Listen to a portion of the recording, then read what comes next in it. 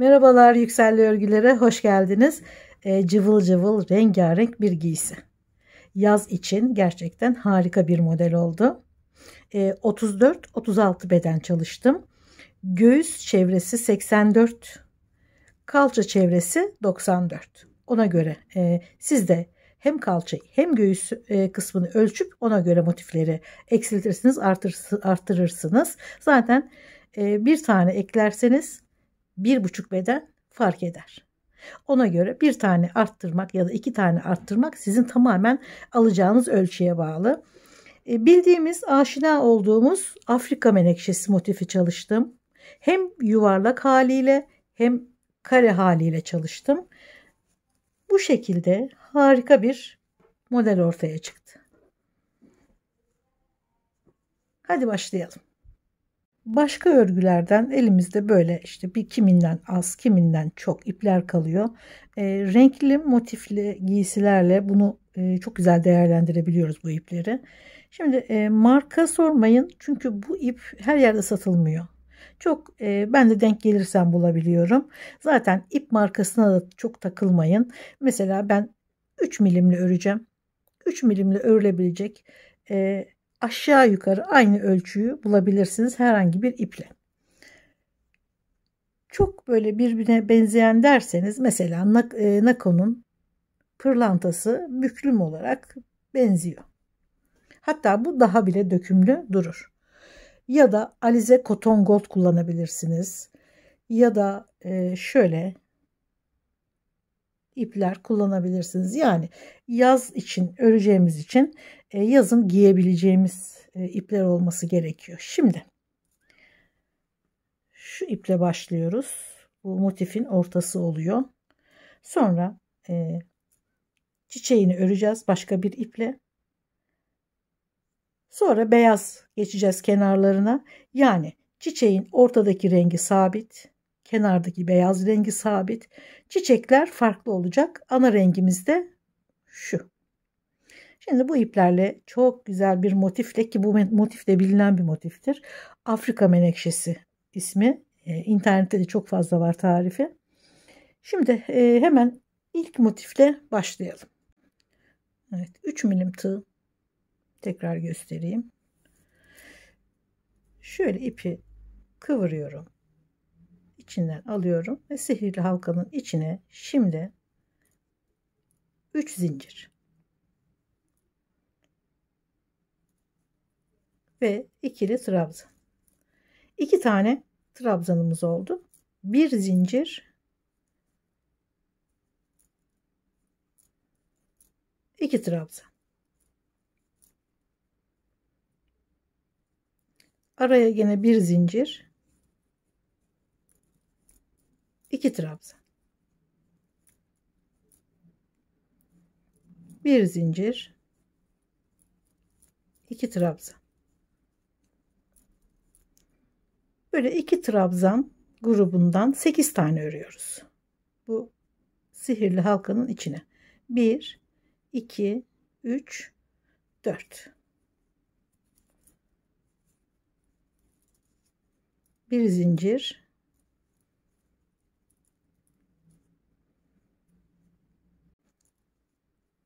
8 tane ikili grup trabzanımı ördüm.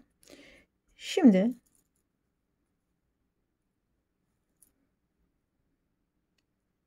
ilmeği sıkılaştırdım. Aradaki bir zincirlik boşluğa herhangi birine batıyorum ve ilmek kaydırıyorum.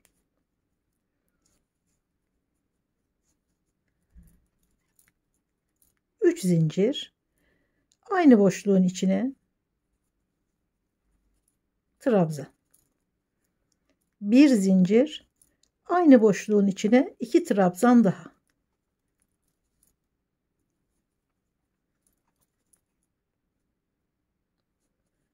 Araya hiç zincir çekmiyorum.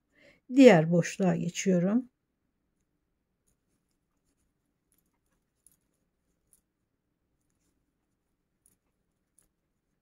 İki trabzan, bir zincir, 2 trabzan.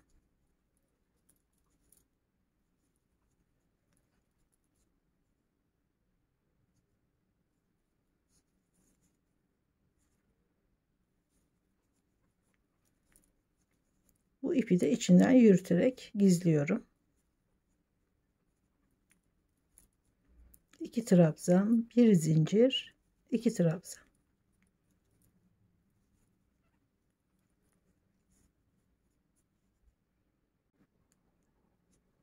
Bir, iki, üç, dört, beş, altı, yedi ve 8. Şimdi sırayı şuradaki 3 zincir çekerek çıktığımız trabzana bağladım. Yanındaki trabzana ilmek kaydırdım ve ortaya geldim. Gene 3 zincir. Şimdi aralara hiç zincir çekmeden 7 trabzan örüyorum.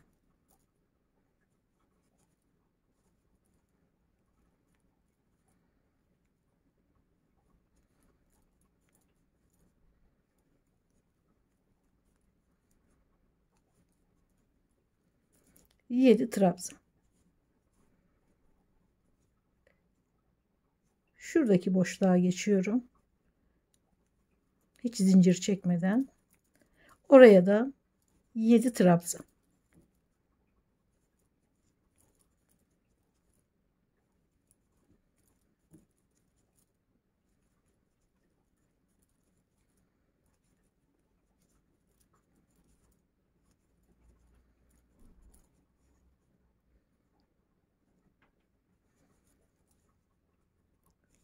Şuradaki boşluğa, şuralara, her birine 7 trabzan. Arada hiç zincir çekmeden.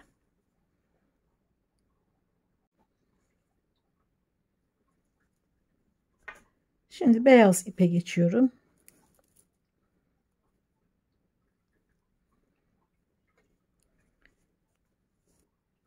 Şu 7 trabzanın en başına ipi bağlıyorum. Bir zincir çekip oraya bir sık iğne örüyorum. Sonra devam ediyorum. Diğer trabzanlara da her birine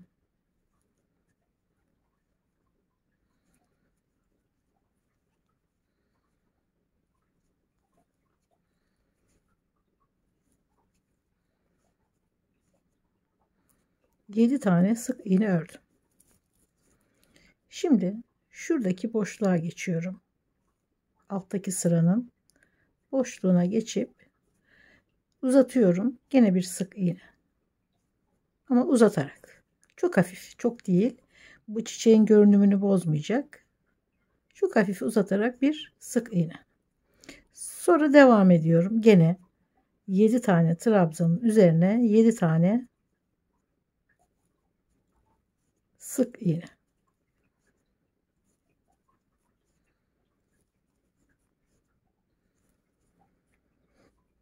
Gene alttaki boşluğa, sonra gene trabzanların üzerine sırayı bu şekilde tamamlıyorum. Sıra sonunda şuradaki boşluğu da uzun sık iğne ile örüp baştaki sık iğneye bağlıyorum ve bitiriyorum. Böyle rengarenk çiçekler örüyoruz. Hem böyle yuvarlak haliyle hem bunu kare hale getirerek her iki şekilde de kullanacağız bu örgüde. Şimdi ikinci motifi buraya bir tane yaprağından birleştiriyorum. Şuradaki uzun sık iğneyi ördükten sonra ilk trabzanı üzerine bir sık iğne örüyorum. Sonra yaprağın ilk sık iğnesine birleştiriyorum. Birbirinin tam karşısına gelecek ilmekleri birleştiriyoruz. Sonra geliyorum ikinci trabzana bir sık iğne ve buradaki ikinci trabzana ekliyorum. Sonra üçüncü trabzana bir sık iğne, üçüncü trabzana ekliyorum.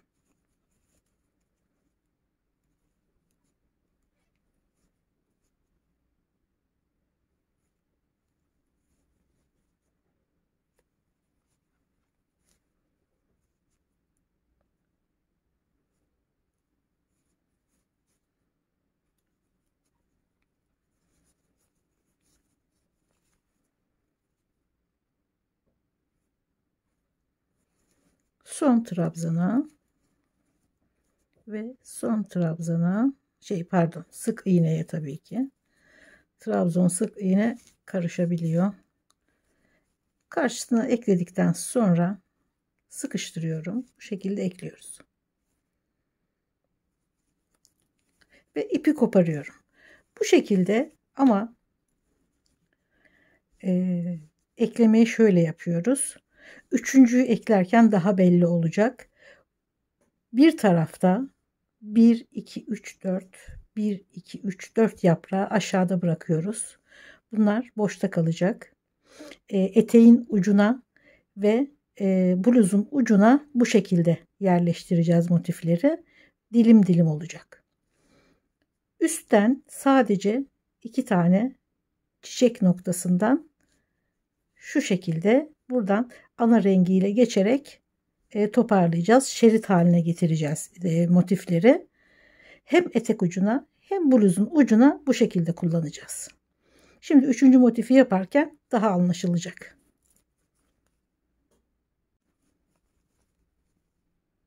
Uzun sık iğneyi örerek devam ediyorum ve sık iğneleri bitiriyorum bu şekilde.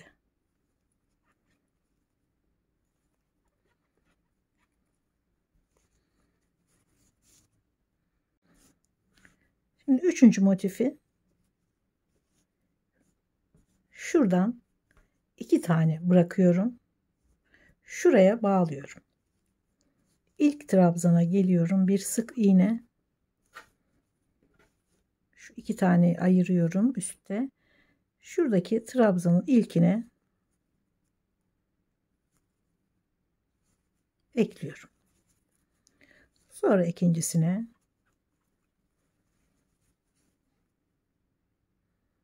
az önce bunu eklerken aynısını buraya da örüyoruz.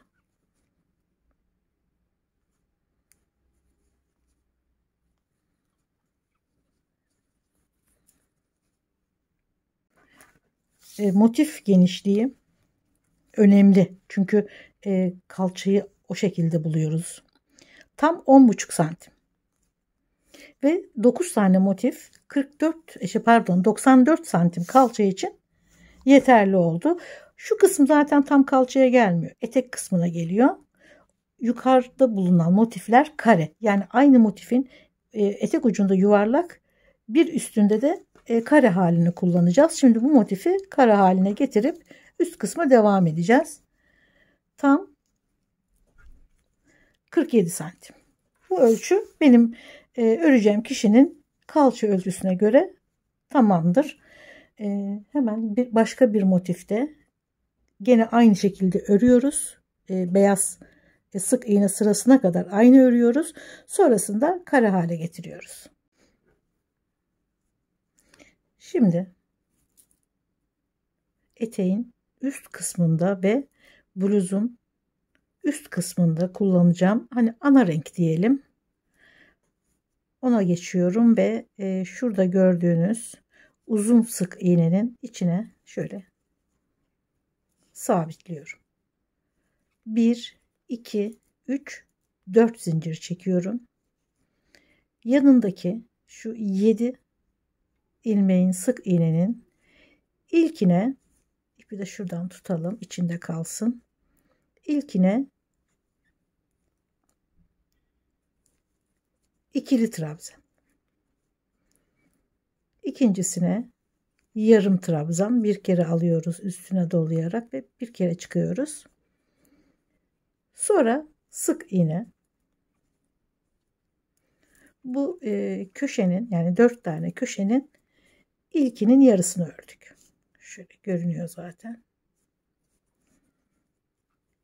Buradaki şurayı hiç köşe haline getirmiyoruz. Düz örerek geçiyorum. Her birine bir sık iğne.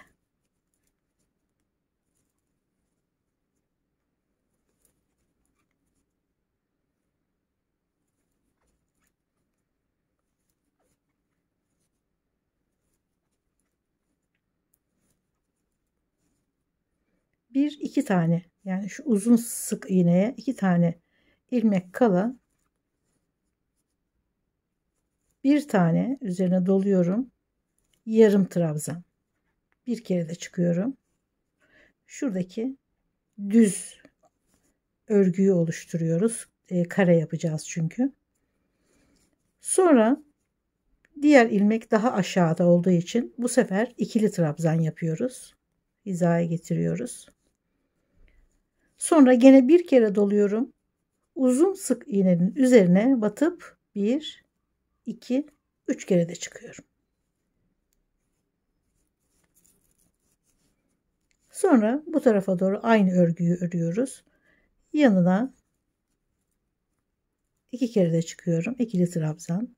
Sonra doluyorum ve bir kere de çıkıyorum. Yarım trabzan. Sonra sık iğne.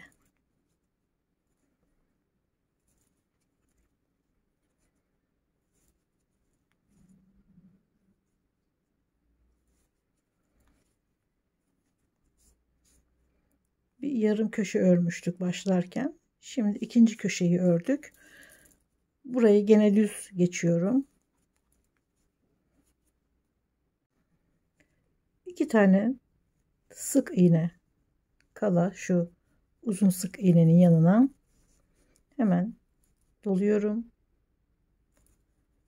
Bir kere de çıkıyorum. Yani yarım trabzan. Sonra yanındakine ikili trabzan. Yine bir kere doluyorum. Uzun sık iğnenin üzerine 1, 2, üçlü trabzan. Devam ediyorum. Hemen yanına ikili trabzan, yarım trabzan ve sık iğne. Gene burayı düz geçiyoruz. Köşeler oluşuyor. Sırayı başladığımız köşeyi tamamlayarak bitiriyoruz. Yani uzun sık iğnenin yanındaki 2 sık iğnenin üzerine önce bir yarım trabzan, sonra ikili trabzan yükseltiyoruz ki düz bir örgü oluşsun. Yani 4 köşe olacağı için aynı hizaya getiriyoruz örgüyü. Zaten örerken yani başlarken uzun trabzanı örmüştük zincirle. Üzerine bağlıyorum. Tekrar beyaz ipi alıyorum. Ortadaki uzun trabzanın 3 kere de çıktığımız uzun trabzanın üzerine bağlıyorum. Bir zincir ve bir sık iğne. Bir tane daha aynı ilmeğin içine 2 tane sık iğne. Yani köşenin yarısını örüyoruz. Sıranın sonunda bir tane daha sık iğne yapıp 3 sık iğneyi çıkartıp bitireceğiz. Şimdi bütün ilmeklerin içine sık iğne.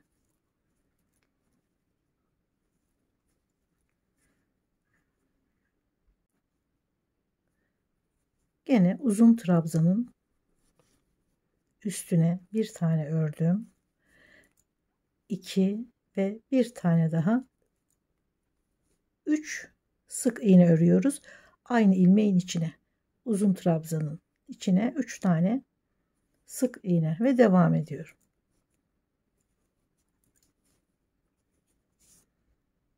Ben şöyle bir parça hazırladım. Şu ek yerini göstermeden yaptım. Hani basit bir örgü dedim ama gene de yeni başlayanlar için zorluk olmasın. Onu da göstereyim. Şimdi bu motif kare hale geldi ve beyaz örgüde sık iğne sırasında birleştiriyoruz. Şimdi tam şu uzun sık trabzanın üzerindeyim. Yani tam köşedeyim. Oraya bir tane sık iğne, bir tane daha örüyorum. 2. Üçüncüyü örmeden hemen gene ortadaki sık iğneye ekliyorum. Sonra buradaki üçüncü sık iğneyi örüyorum. Köşeyi tamamlıyorum. Köşedeki yine sık iğne ile ekliyorum. Devam ediyorum. Diğer motifleri eklediğimiz gibi aynen tam karşılığına ekleyerek devam ediyorum.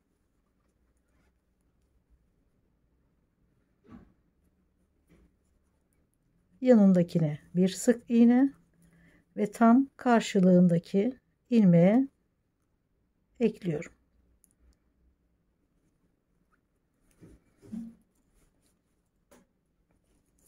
Bunları nasıl ekliyorsak aynı şekilde, aynı mantıkla ekliyoruz.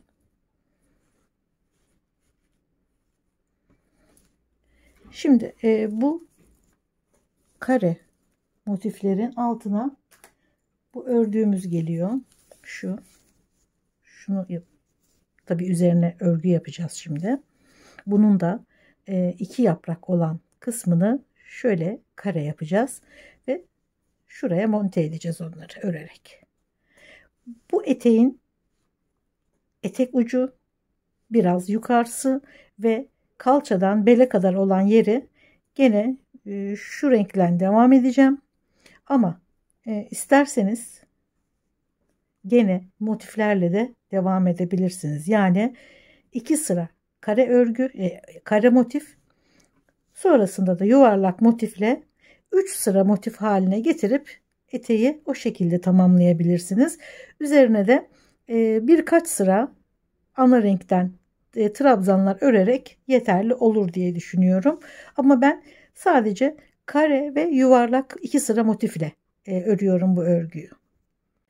Şimdi bu iki parçayı birbirine birleştirmek için önce bu yuvarlak motifleri şu 2 yaprak üzerinden kare hale getiriyoruz ki buradaki düz örgüye ve ilmek sayısına ulaşalım. Aynı burada ördüğüm gibi bu renkle önce hem buraları yüksek trabzanlarla aynı hizaya getiriyoruz. Sonra beyaz iple sık iğne geçerken birbirine ekliyoruz. Şu kısımda şuradaki ilmek sayısını yakalıyoruz. O yüzden de çok rahat bir şekilde aynı ilmek sayısında olacakları için birbirine eklemek çok kolay olacak. Şimdi hemen ana renkle, yani şu renkle şuradaki alçak olan kısımları da yükselterek örgüyü kare hale getiriyoruz şu kısmı. Buralar gene aynı bu şekilde kalıyor. Buraya başka bir örgü koymayı düşünmüyorum. Hemen ilmeği sıkıştırıyorum. Bir ilmek oluşturuyorum ve herhangi bir ek yerinden, şöyle ek yerinden ipi bağlıyorum.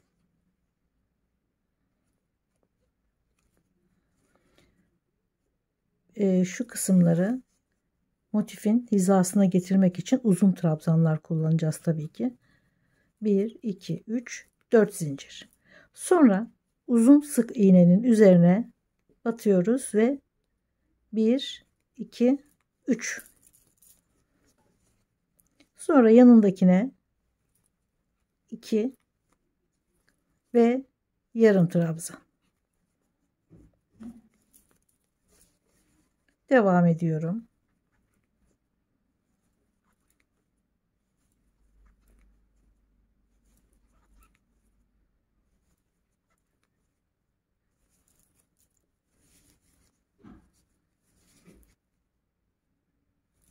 Buraları düz devam ediyoruz.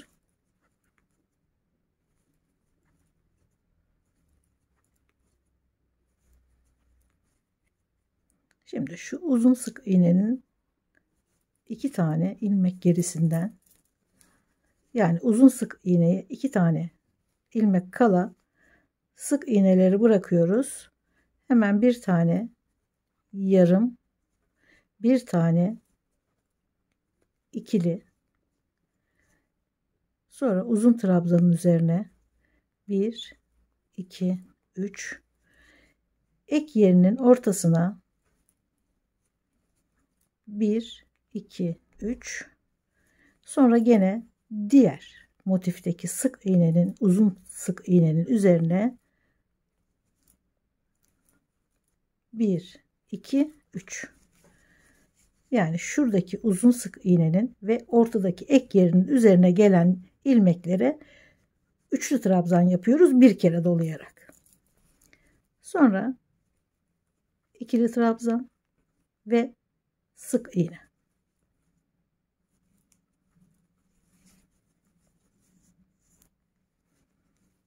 Burayı düz geçiyorum. Gene şuradaki boşluğu uzun trabzanlarla yukarı çekiyoruz. Bir tane yarım trabzan, bir tane ikili trabzan, uzun trabzan sık iğnenin üzerine bir tane, 1 2 3 kere de, sonra ek yerinin tam ortasına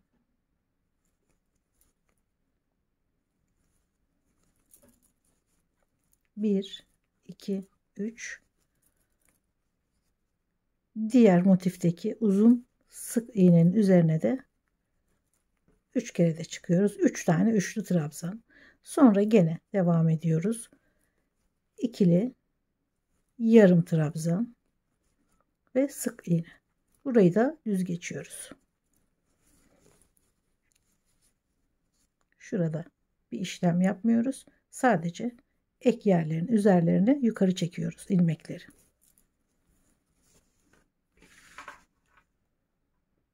Bir kere daha çalışalım. Doluyorum. Bir kere de çıkıyorum. Yarım trabzan. 2 kere de ikili trabzan. Sonra uzun sık iğnenin üzerine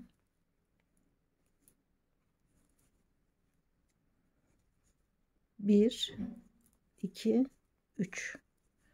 Sonra ek yerinin ortasına 1, 2, 3. Diğer motifin sık iğnesinin üzerine, yani uzun sık iğneye yine 3 ve diğerine ikili, diğerine yarım ve sık iğneler.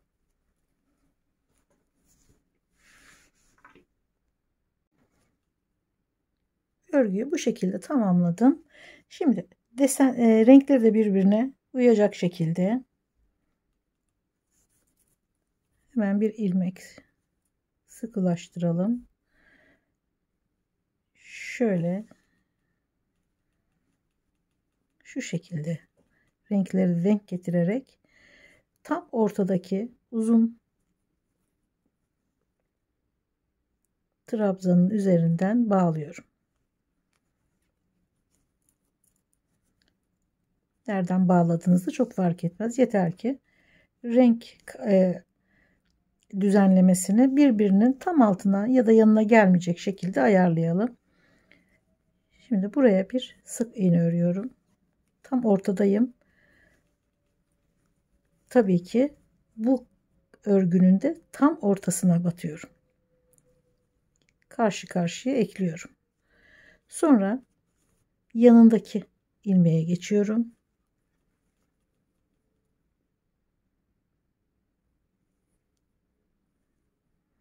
Karşısına denk gelen ilmeğe ekliyorum. Yanındakine bir sık iğne ve diğer ilmeğe ekliyorum. Şurası tam ortaya gelecek. Yani bu sıradaki ek yeri üst sıradaki ek yerinin tam hizasına denk gelecek. Çünkü her iki tarafta da ilmek sayısı aynı. Yuvarlak ve kare motifi birleştirirken şurada yaptığımız örgü bu birleştirme sırasını gayet muntazam hale getirdi. Çünkü ilmekler eşitlendi. Biraz uğraştırdı ama sanırım finalinde güzel bir modelle karşılaşacağız. Evet, ben eteği bitirdim. Üzerindeki sadece ikili trabzan. Çok basit. Şimdi anlatacağım. Önce yuvarlak motifleri çalıştım. Sonra kare hale getirdim. Sonra yuvarlak motiflerin yarısını kare hale getirip ilmek sayılarını eşitleyip ekledim. Sonrasında herhangi bir ek yerinden, şurası başlama ve bitme yeri sıraların, ek yerine 3 zincir, bu bir trabzan oldu. Sonra her sık iğnenin üzerine bir tane ikili trabzan ördüm. Şöyle yakından göstereyim. Bu şekilde devam ettim.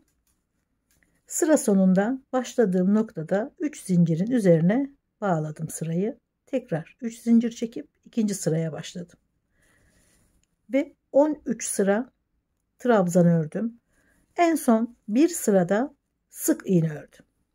Belli toparlasın istedim. Hatta 2-3 sıra bile örebilirsiniz. Sonra bir kordon yaptım. Çok basit. Ve uçlarında ahşap boncuk var. Tabii siz bunu istediğiniz şekilde örebilirsiniz. Boncuk takın, takmayın. Zevkinize göre. Evet, etek bu haliyle gayet şık, gayet kullanışlı. İçi de tertemiz. Şimdi ben bluzu da bitirdim. Onu da hemen göstereyim. Bluzda sadece yuvarlak motifler var. Gene etekte yaptığım gibi bunu ana rengiyle yapmıştık. Kare hale getirmiştim. Burada beyaz iple çalıştım. Yani beyaz sık iğnelerin üzerine gene beyazla çalışarak burayı kare hale getirdim. Aynı işlem buradaki gibi. Ve üzerine az önce anlattığım gibi eteğin üstünü çalışır gibi aynen bluzu da o şekilde çalıştım.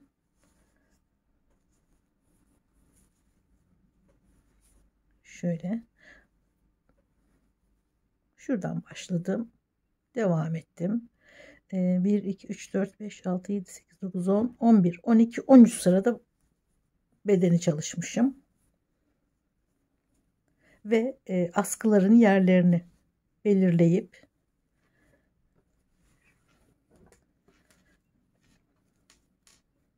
şöyle arkasını çapraz çalıştım. Şöyle. Siz istediğiniz şekilde çalışabilirsiniz. Şuraya da etekteki yaptığım kordonun aynısını küçük bir kordon yaparak şurada göğüs ortasını biraz büzmek istiyorum. Bu gene sizin zevkinize kalmış. İsterseniz bu haliyle de bırakabilirsiniz. Bu boncuklar çok küçük oldukları için, yani tığ geçmez içinden. O yüzden 2 tane ipe geçirdim. Hem başlangıç hem bitiş yerinde birer tane boncuk bırakacağım. Şöyle alıyorum, sabitliyorum boncuğu.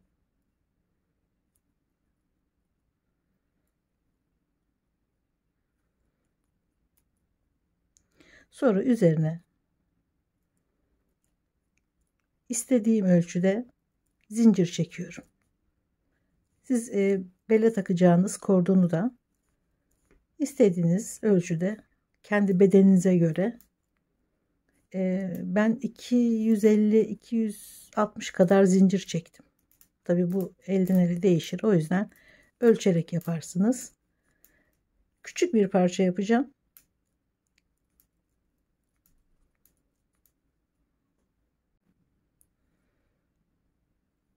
Şöyle zincirle üzerinden alınca zaten sabitleniyor. Şimdi her zincirin içine ilmek kaydırıyoruz.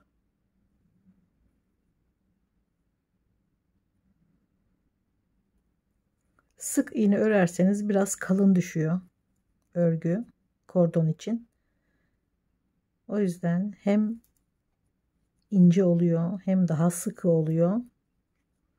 Böyle ilmek kaydırarak örersiniz.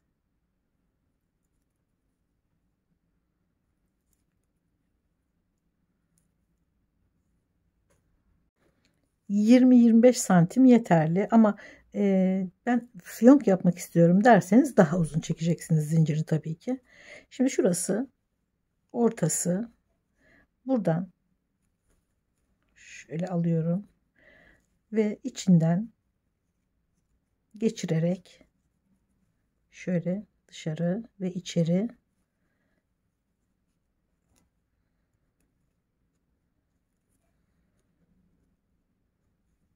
en son sıradan içeri aldım. Sonra tek seferde başladığım noktadan çıkartıyorum. Sonra büzüyorum biraz. Çok az. Bağlıyorum. Dediğim gibi fiyonk yapmak istiyorum derseniz daha uzun öreceksiniz kordonu. Bu askılardan galiba söz etmedim. Bunu mutlaka kim giyecekse onun bedeni üzerinde işaret alacaksınız. Askıların nerede olduğunu saptayacaksınız. Ve oradan iplik takıp ben 5 trabzan üzerinden ördüm. Siz daha kalın, daha ince yapabilirsiniz. Fark etmez. Ben arka kısmı çapraz yaptım. Siz isterseniz düz yapabilirsiniz. Gene yerlerini kim giyecekse onun bedeninde işaretliyorsunuz. Ve o uzunluk kadar örüyorsunuz askıları da. Bu şekilde bluz tamamlanıyor. Zaten fazla süse gerek yok. Fazla detaya gerek yok. Kendi renkleri yetiyor zaten. Ve çok şık, çok kullanışlı bir bluz olduğunu düşünüyorum. Bunu tek de giyebilirsiniz. Takım halinde de giyebilirsiniz. Umarım beğenmişsinizdir. Şöyle. Ben niye bunu 2 sıra, bunu 1 sıra ördüm? Çünkü etek ucu yuvarlak motif, üstünde kare motif ve bluzun üzerinde de yuvarlak motif. Birbirine gidiş olarak yani takip eden bir sıra olduğunu düşünüyorum. Ama tabii ki bunun üzerine bir motif daha, kare motif ekleyebilirsiniz. Yani daha çok motifli etek yapabilirsiniz. Üzerine birkaç sıra trabzanla tamamlayabilirsiniz. Tamamen sizin zevkinize kalmış. Umarım beğenmişsinizdir. Umarım emeğinize değecek modellerden biri daha olmuştur. Videolarımı beğeniyorsanız ve bundan sonrakileri de izlemek isterseniz beğenmeyi ve abone olmayı lütfen unutmayın. Görüşmek üzere. Sağlıkla kalın.